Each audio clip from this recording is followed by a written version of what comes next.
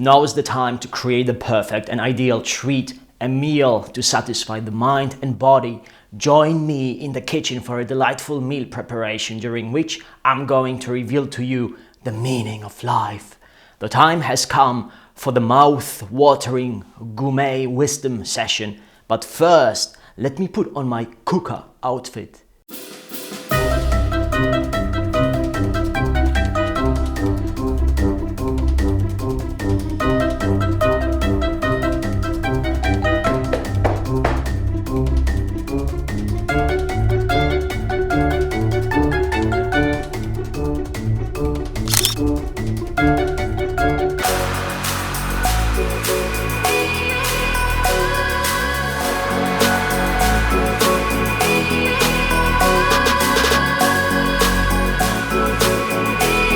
Okay, let's get started. Let me put all the ingredients together and cut them into small eatable pieces. What do we got here?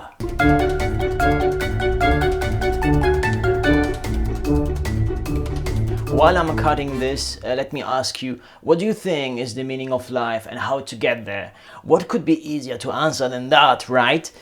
Let me say this, the meaning of life is the development of your emotional and mental capabilities. Our bodies, our biology developed through evolution and adaptation to the environment, and now the biological evolution crosses over into psychological evolution. Psychology is about our inner life, the emotional and mental content and skills of our consciousness. To develop consciousness means to develop your emotions and thoughts. Okay, that sounds all nice and vague, but what does that mean specifically?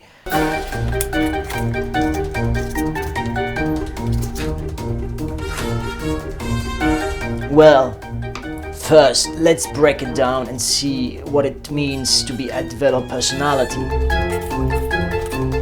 As a developing person, you need to gather experience. Children gather experience because they don't know anything about life. They need to go through a variety of experiences, both good and bad, positive and negative, pleasing and painful, to even know about what life is about. If you take the experiences away and let them grow in a comfort bubble, you take away from them the golden opportunity how to deal with the realities of life, which includes frustration, crises, chaos, but also joy, pleasure, peace and order. You need all those things.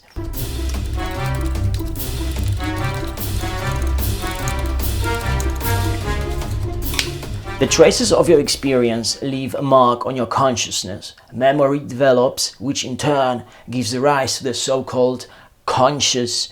It's your inner voice based on your previous experience which tells you what you should and should not do. When you're faced with similar experiences as those from the past, the traces of memory will bring it back into your mind and you'll be making decisions based on that memory. Bad memories will make you hesitate and feel worried or repelled from a similar experience. Good memories will make you want the same experience again and again and again. That's our nature in development, when we are controlled by our desires to things and repulsions from things. I guess you realize here that pleasant and unpleasant physical sensations give rise to emotions and feelings. Whatever is pleasing, the memory of it makes us want to grab it and the feeling of desire arises. Whatever is painful or displeasing, the memory of it makes us want to move away from it, to avoid it. The feeling of sorrow, fear, worry, disgust arises. It's important to break away from the circle of desire and fear by cultivating noble feelings and mentality, your intellect.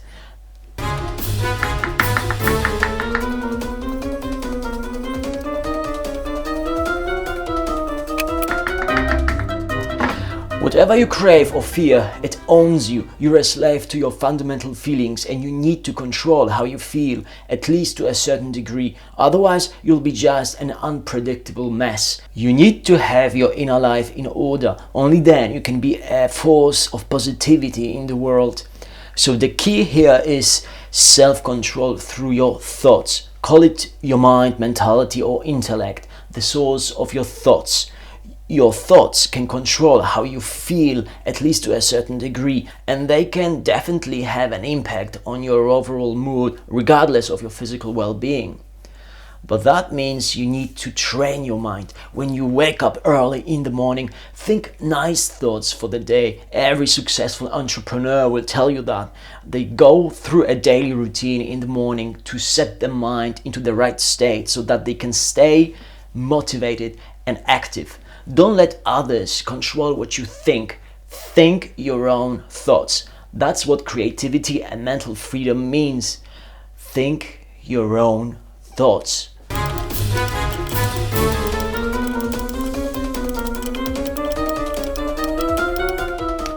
Okay, next step is the development of our emotion. The ultimate goal of emotional development is compassion, and I use the word compassion as a metaphor for all the noble feelings you can imagine. So concepts such as love, joy, kindness, gratitude, generosity, all the feelings that come from a place of fullness, which are not based on your desires and fears. They are based on your refined nature in relation with your thoughts.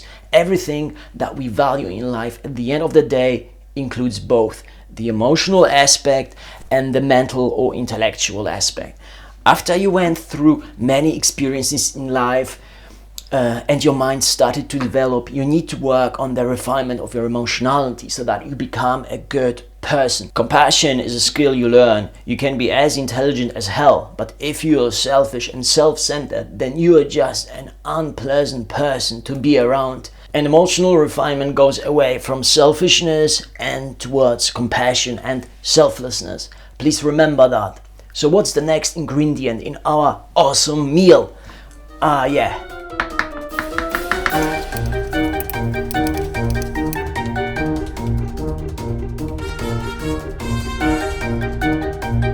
So, as you can tell, at the end it's about mixing two components, emotions and thoughts, and taking them to the next level and making the best out of it. The goal of emotional development is compassion and selflessness, and the goal of mentality is a strong mind that can think for itself and therefore recognize truth through right thinking.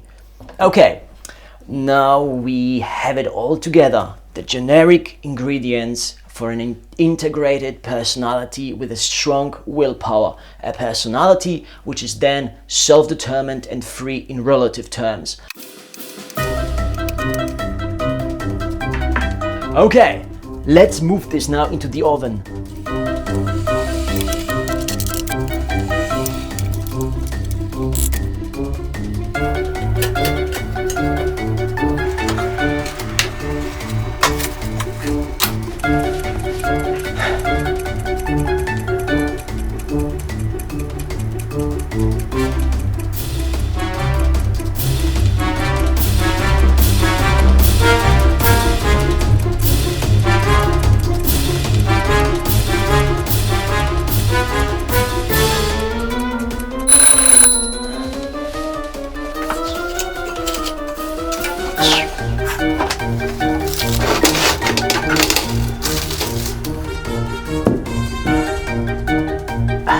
Now that the food is done and ready, it's time for one last sweet reflection. Here's the thing, all life is transient and so are our desires and wishes. Whatever we crave changes on a daily basis like the food we eat.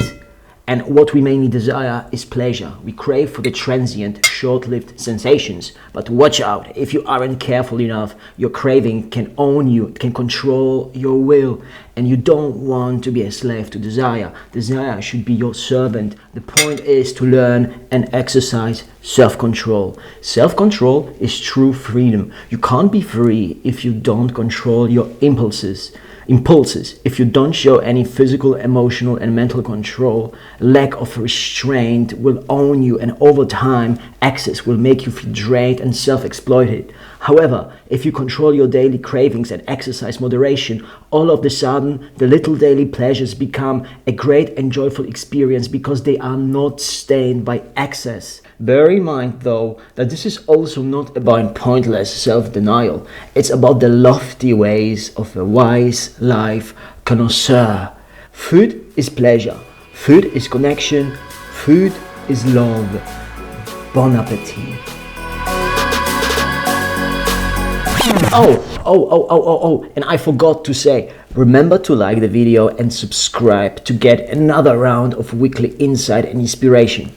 Okay, now end credits.